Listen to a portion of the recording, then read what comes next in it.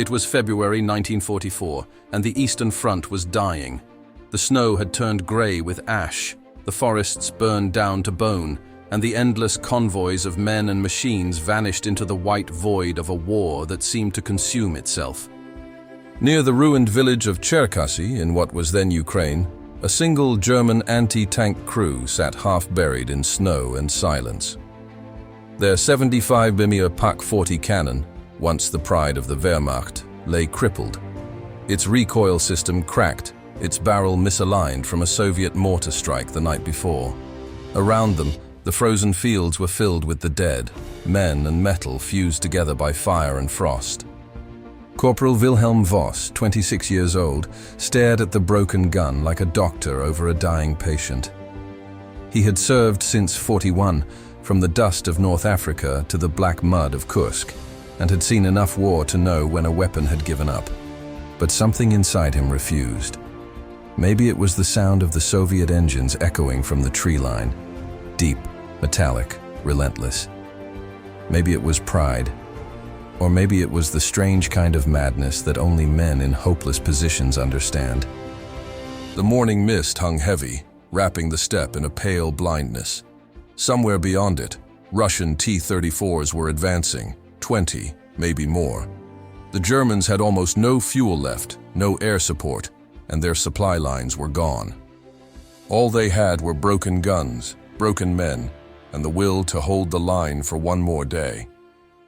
Voss knelt beside the cannon, tracing his gloved fingers over the fractured recoil cylinder.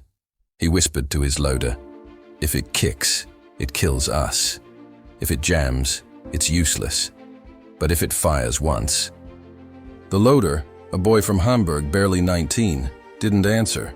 He just nodded, the kind of nod soldiers give when there's no other choice. They stripped the cannon down like surgeons working by candlelight. Oil froze in thin ribbons as they drained it from the recoil system. Voss improvised a brace out of scavenged track links from a wrecked Panzer III, hammering them into place with the butt of his pistol. They used ice to seal the cracks, mud to absorb recoil shock, and rope to bind the carriage to the frozen ground. It was madness, a cannon held together by desperation and faith. By midday, the first Soviet tanks appeared, black shapes moving through the fog, engines growling like beasts awakening. The men in Voss's crew could hear their treads crunching through snow, the low clatter of turrets adjusting. The horizon burned faintly red where artillery had fallen hours before. Voss crouched behind the scope. He had only 4 shells left. He adjusted the sight, compensating for the barrel's slight warp. He exhaled slowly, eyes narrowing through frost that clung to his lashes. The first T-34 came into range, 200 meters, maybe less. He waited until the tank turned broadside, its armor glinting faintly in the light. Then he whispered, "Jetzt." The cannon thundered. The recoil slammed backward, too far. The ice brace cracked, the ropes snapped, and the gun jumped like a living thing. But the shell struck true. The T-34 burst in a plume of flame, its turret lifting into the air like a steel coin tossed by fate. The crew roared, half in disbelief, half in terror. The loader scrambled to feed another round. The gun shook violently, one wrong shot and it would collapse completely. The second shell missed, veering wide, screaming into the trees. The third hit a tank dead on, tearing through the engine compartment. The fire reflected in Voss's eyes, flickering like a candle's last breath. By the 4th shell, the recoil brace gave out. The cannon cracked, metal shrieking like a wounded animal. The carriage split and fell sideways, half buried in snow. Smoke poured from the breach. It was finished. Voss knew it, but the tanks had stopped advancing. Through the smoke, he could see their hesitation. The Soviets had no idea the gun was destroyed. They thought the Germans still had more. The burning hulks of their comrades blocked the road. Their formation broke. A few tanks retreated, engines roaring in panic, treads tearing through their own wounded. Voss didn't smile. He just stood there, hands trembling, as if he couldn't believe the silence that followed. Snow fell gently over the broken cannon, their lifeline, their miracle. That night, when the temperature dropped below 20 below zero, Voss and the remaining crew huddled in a ruined farmhouse nearby. Their breath froze in the air. The loader couldn't stop coughing. The gunner's hands were blistered from frostbite. They had no fire, no wood left to burn, but they had held. In the distance, they could hear the faint rumble of retreating Soviet engines. Somewhere, a flare went up, red, then faded. Voss sat against the wall, the faint glow of a candle reflecting in his hollow eyes. He thought of home, of his mother's handwriting, of his younger brother who'd been killed at Stalingrad, of the absurd idea that one broken gun could turn the tide of anything. He didn't know that in the chaos of that day, their defense had given the retreating German infantry time to withdraw from the encirclement at Tscherkassy, an escape that would later be called one of the war's strangest miracles. But for now, he just stared at his ruined weapon in the moonlight, a heap of metal and ice, and whispered something under his breath. Maybe a prayer, maybe a goodbye. Outside, the wind carried snow across the open fields, covering the cannon slowly, as if the earth itself wanted to preserve it. A monument to defiance, forged not by command, but by a soldier's refusal to surrender. In that silence, the front line shifted again, and history moved on. But for one frozen afternoon, in one forgotten village, a broken gun had stood its ground, and a man had turned wreckage into legend. By dawn, the battlefield had gone still. A pale light slid across the steppe, touching the blackened shells of tanks and the frozen bodies that marked the night's violence. Smoke drifted low, lazy and silent, moving with the same exhausted grace as the men who survived. Corporal Wilhelm Voss woke to the sound of distant artillery, dull, rhythmic thuds rolling across the horizon like slow thunder. His uniform was stiff with frost, his gloves frozen to the rifle he had clutched in his sleep. Around him, his crew stirred. 3 men left from the 6 who had started the day before. The cannon, their miracle weapon, lay tilted on its side a few meters away, half buried in snow. Its barrel pointed uselessly toward the empty sky. It had fired its last. But the road they were meant to hold, the narrow corridor leading west toward the Dnieper, still stood open. Through that passage, the remnants of the German pocket had begun to withdraw during the night. Thousands of soldiers, engineers, medics, frostbitten infantrymen, stumbling ghosts, retreating through the ice under the cover that Voss's impossible defense had bought them. He had no orders now. Command was gone. Radios were dead. All he had were the echoes of a war that refused to end. The wind moaned across the plain, rattling through the wreckage. Somewhere in that sound, Voss thought he could still hear the cannon, its ghost firing once more, the crack of defiance cutting through the cold. He pushed himself up, teeth clenched against the pain in his hands. He looked at his loader, Weber, the boy from Hamburg. "We go west," Voss said quietly. Weber nodded, eyes hollow. The other 2 men, an older grenadier and a mechanic from Munich, gathered what little ammunition and food they had left. They wrapped cloth around their faces to keep the frost from tearing at their skin, and they began to walk. The snow was deep, heavy with the weight of artillery shrapnel and burnt timber. Each step crunched like bones underfoot. Around them, the bodies of friend and foe lay scattered without difference, all turned gray by the same winter. Hours passed. The sun crawled behind clouds, a dull orange disk barely alive. Every few hundred meters, they passed the remnants of a unit, stragglers clutching rifles without bolts, medics dragging sleds of the wounded, officers staring blankly at maps that no longer mattered. They reached the edge of a birch forest where the snow thinned and the ground dipped into a shallow ravine. There, amid the twisted roots, they found an abandoned Soviet truck, half-tracked, riddled with bullet holes, but intact. Voss climbed inside, his boots sinking into frozen mud. Inside the cabin, there was the smell of old fuel and blood. The engine was cold, but the tank mechanic among them, Dieter, crouched under the hood, tapping valves, checking lines, whispering to the machine like an old friend. After an hour, the engine coughed, then roared, a harsh metallic growl that echoed through the trees. They drove west, the truck bouncing violently over the ruts and frozen corpses that littered the road. The horizon burned faintly again. Artillery fire somewhere beyond the forest.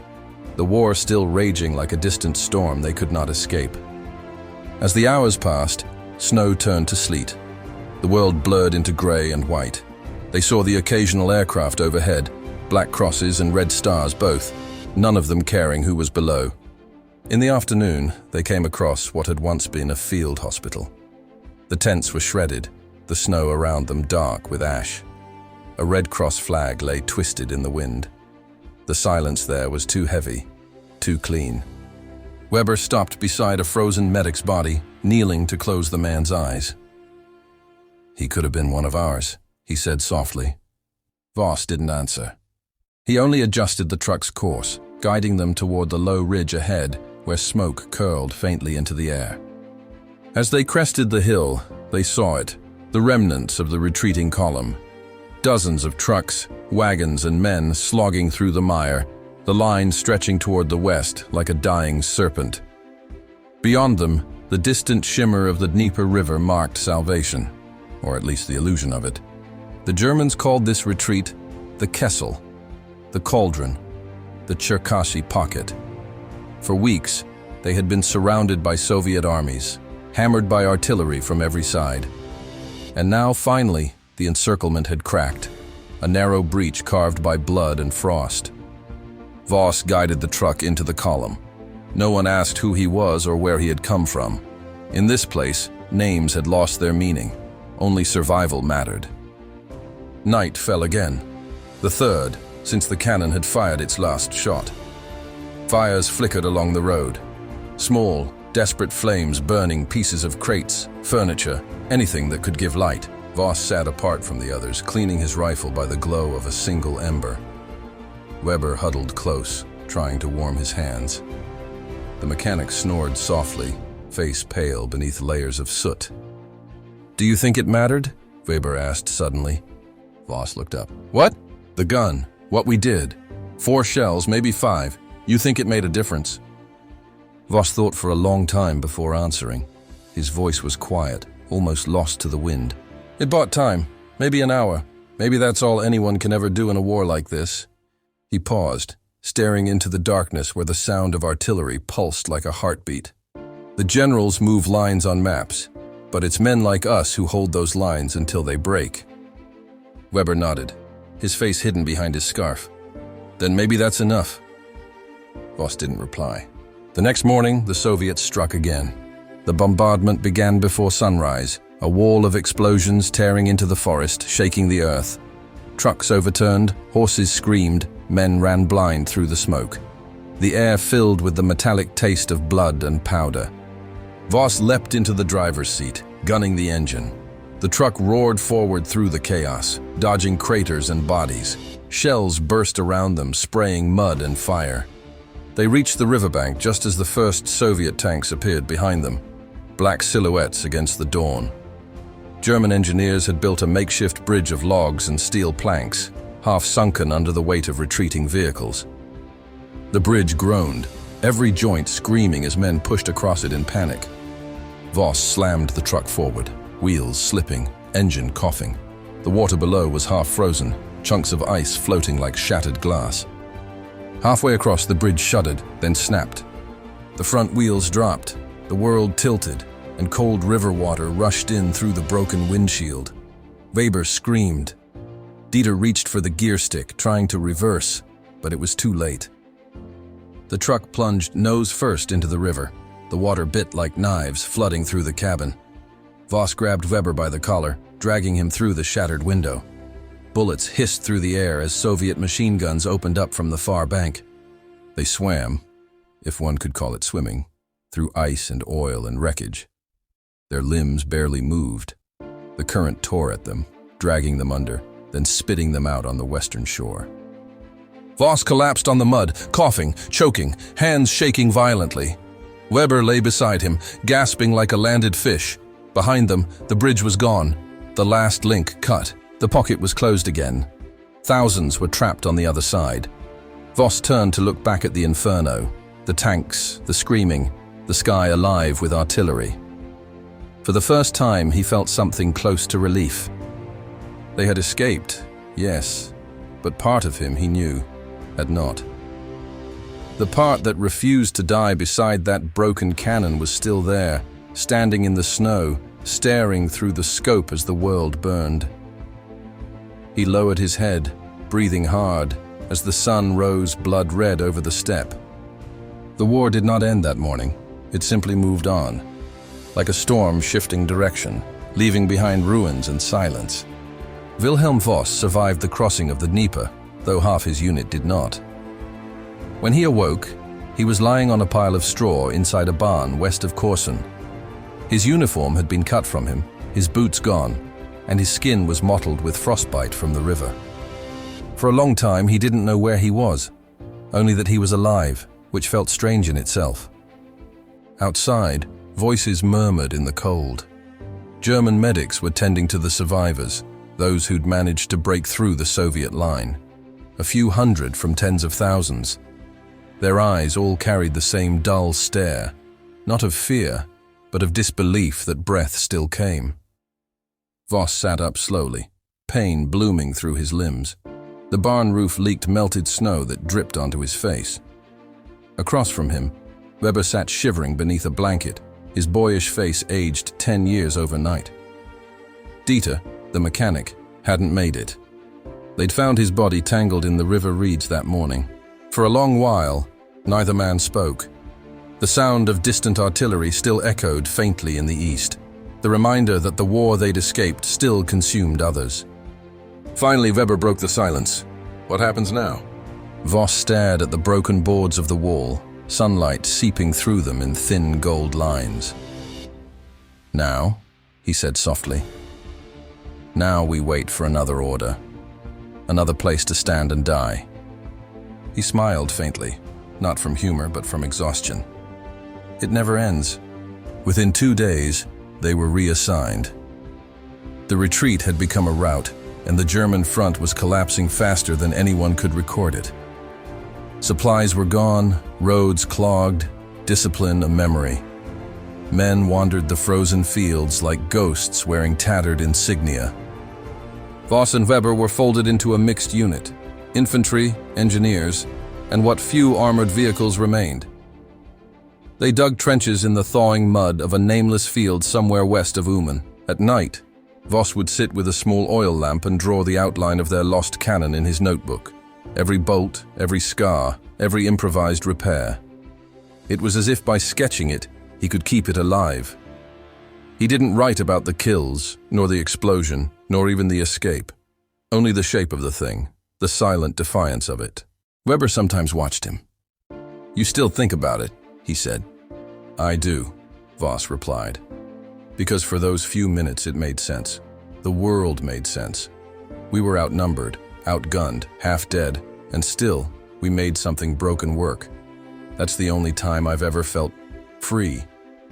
Weber didn't know how to answer that. None of them did. Weeks passed. Spring crept reluctantly across the steppe, turning the snow to rivers of mud. The war thundered westward, unstoppable, enormous. Entire divisions disappeared under the Soviet advance. By June, the unit was pulled back toward Poland. Rumors spread of Allied landings in France, of bombings in Berlin, of the Reich crumbling from within. The men stopped saluting, officers stopped shouting. The machine that had devoured Europe was running out of fuel and faith.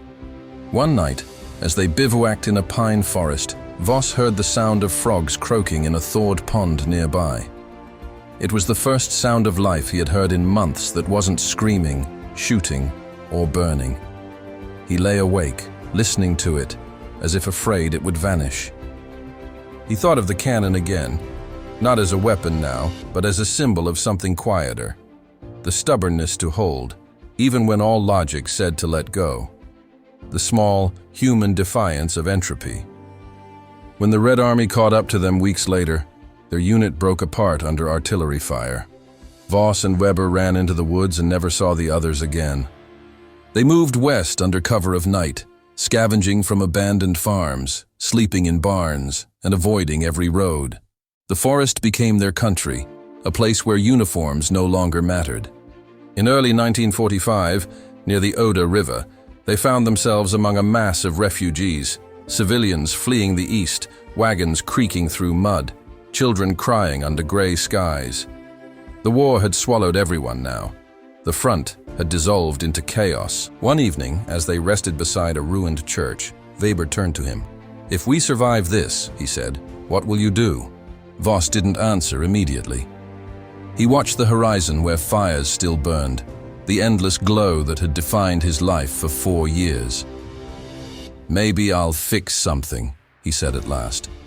"Not weapons, machines, tractors, engines, something that builds instead of breaks." Weber smiled faintly. "Maybe I'll learn to paint." "Paint what?" "The snow," he said. "The kind that doesn't have bodies in it."